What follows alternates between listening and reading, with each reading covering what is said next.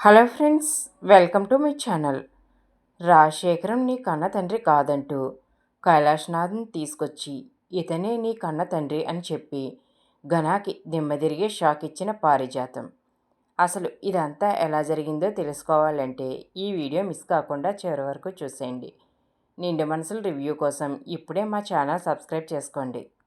ఘనాకి ప్రేరణ మీద ఉన్న కోపంతో ప్రేరణ వాళ్ళ మావయ్య సుధా అని తెలుసుకుని సుధ తన దగ్గర పనిచేస్తూ ప్రేరణ వాళ్ళకు సహాయం చేశాడని, ఇక తన విషయాలన్నీ ఎప్పటికప్పుడు ప్రేరణ వాళ్ళకి చేరదీస్తున్నాడని, ప్రేరణ వాళ్ళ అమ్మని పని మనిషిగా ఇంట్లోకి తీసుకొచ్చాడన్న కోపంతో, నాకే ఇంత నమ్మక ద్రోహం చేస్తావా, నా దగ్గర ఉంటూ నా తిండి తింటూ నాకు ద్రోహం చేసినందుకు నీకు శిక్ష తప్పదు సుధా, ఇక నువ్వు డైరెక్ట్గా పైకి వెళ్ళిపోవాల్సింది. నీ అండ చూసుకునే కదా ప్రేరణ వాళ్ళు అంతగా రెచ్చిపోతున్నారు అని వెంటనే తన మనిషికి ఫోన్ చేసి సుధకి యాక్సిడెంట్ చేయాలని చెప్తాడు.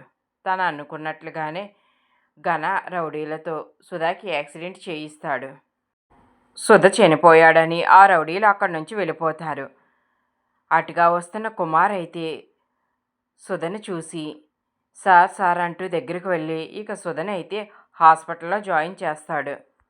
ఆ రౌడీలు సుధా చనిపోయాడని చెప్పడంతో ఘన అయితే ఇంటికి వచ్చి చాలా ఆనందపడిపోతాడు. అమ్మ అమ్మ అంటా పిలుస్తాడు. ఈశ్వరి ఏంట్రా చెప్పు అని అంటే, అమ్మ ఆ సుధాగాని లేపేశాను అని అంటే, ఏంట్రా నీకేమైనా మతిపోయిందా, ఆ సుధ ఏం చేశాడు అని అంటే, అమ్మ వాడే ప్రేరణ వాళ్ళ మావయ్య, ఆ పని మనిషి తమ్ముడు, ఆ పని మనిషిలాగా దాన్ని ఇక్కడికి తీసుకొచ్చింది, ప్రేరణ కుటుంబానికి అండగా ఉండేది ఈ సుధేనమ్మ అని అంటే, వాడు కాదని చెప్పాడు కదరా అని అంటే, లేదమ్మా నేను తెలుసుకున్నాను, ఈ సుధే ప్రేరణ వాళ్ళ మావయ్య, అందుకనే వీడిని చంపేస్తే ఇక వాళ్ళు సైలెంట్ అయిపోతారని ముందు ఈ సుధాని లేపేశాను అని అంటాడు. ఎంత పని చేసావురా, కేసు ఏమైనా నీ మీదకి వస్తుందేమో అని అంటే, నా చేతికి ఏమీ మట్టి అంటదమ్మా, అలా అయితే పర్వాలేదురా, లేకపోతే నీ ఉద్యోగం పోయిందంటే ఇక మన పరిస్థితి ఏమిటి, మీ నాన్న చూస్తే ఇలా ఉన్నాడు, ఆ ప్రేరణ వాళ్ళు వచ్చి రోజురోజుకి రెచ్చిపోతున్నారు అని అంటుంది. అప్పుడే ఈశ్వరి మేనత్త పారిజాతం వస్తుంది. పారిజాతం లోపలికి రాగానే ఇక ఈశ్వరి చంప అయితే పగలగొడుతుంది. కన ఏయ్ నువ్వెవరు మా అమ్మను కొట్టడానికి అని అంటే, నువ్వు నోర్మై, ఏంటే నీ కొడుకు ఎవరికో యాక్సిడెంట్ చేయిస్తే తప్పు అని చెప్పకుండా వాడిని అలా వెనకేసుకు వస్తున్నావు, నీకు అసలు బుద్ధి ఉందా అని అంటే, ఘన ఏంటి నువ్వు మా అమ్మనే బెదిరిస్తున్నావు అని అంటే, ఒరే ఘన నువ్వు ఆగిరా, తిని ఎవరో కాదు మా మేనత్తే అని అంటుంది. తిను నీకు బామ్మ అవుతుంది, నిన్ను చిన్నప్పుడు ఎంతో అల్లారుముద్దుగా పెంచింది, మీ బామ్మను ఏమీ అనకు, తనకు కొంచెం ఆవేశం ఎక్కువ అని అంటుంది. ఈశ్వరి ఏంటత్త చెప్పా పెట్టకుండా ఇలా వచ్చావు అని అంటే, ఏంటి నేను వస్తే నీకు చెప్పి రావాలా అని అంటుంది. అది కాదు నేను మామూలుగా అంటున్నాను అని అంటే, ఏం చేయను, రాకూడదనే అనుకున్నాను, నీ గుమ్మం మెట్టు ఎక్కకూడదనే అనుకున్నాను, నువ్వు చేసిన నీతిమాలిన పనికి నీ మొహం ఈ జన్మలో చూడకూడదు అని అనుకున్నాను, కానీ ఏం చేయను, నువ్వు నీ కొడుకు కలిసి చాలా అరాచకాలు చేస్తున్నారు, అది తెలిసే నేను మీకు బుద్ధి చెప్పడానికి వచ్చాను అని అంటుంది. ఘన అమ్మ ఈవిడేంటి వచ్చిన కాంచి మనల్ని అంటూనే ఉంటుంది, అయినా ఈవిడెవరు మనల్ని అనడానికి, మనకెవరు వద్దమ్మా అని అంటే, నువ్వు నోరు మోయి ఘన అని ఈశ్వరి మళ్ళీ ఇంకొకసారి ఘన నోరు మోయిస్తుంది. పారిజాతం రాజశేఖరం రూమ్లోకి వెళ్తుంది. రాజశేఖరాన్ని ఆ పరిస్థితుల్లో చూసి చాలా బాధపడుతుంది. వెనకాలే ఈశ్వరి ఘన కూడా అక్కడికి వెళ్తారు. ఏంటి మీ ఆయన్ని చూసుకునే పద్ధతి ఇదేనా, ఈయనకేం నేను బాగానే చూసుకుంటున్నాను అని ఈశ్వరి అంటుంది. నాకు తెలీదా నీ గురించి నువ్వు ఎంత బాగా చూసుకుంటావో, నేను ఆ మాత్రం ఊహించలేనా అని అంటుంది. ఘన ఏంటమ్మా ఈవిడి మాటలకు నువ్వు భయపడుతున్నావు, అయినా ఈవిడితో మనకేంటి, ఈవిని ఇప్పుడే పంపించి అని అంటే, ఒరే ఆగరా ఆగు, అసలు ఏంటి నువ్వు ఎందుకలా ఎగిరెగిరి పడుతున్నావు, మా నాన్నని మాకు చూసుకోవడం వచ్చు అని ఘన అంటే, ఏంటి మీ నాన్నేంటి, తనేమి నిన్ను కన్న తండ్రి కాదు అని పారిజాతం అంటుంది. ఆ మాటతో ఘన షాక్ అవుతాడు. ఏంటి ఏం వాగుతున్నావు అని అంటే, అవును నేను చెప్పేది నిజమే, తనేమి నీ కన్న తండ్రి కాదు అని అంటుంది. ఘన అయితే చాలా ఆవేశంగా పారిజాతాన్ని కొట్టబోతుంటే అప్పుడే కైలాష్నాథ్ వచ్చి ఘన అని అంటాడు. ఘన వెనక్కి తిరిగి చూస్తాడు. ఇక కైలాష్నాథ్ని చూసి ఈశ్వరి కూడా షాక్ అయిపోతుంది.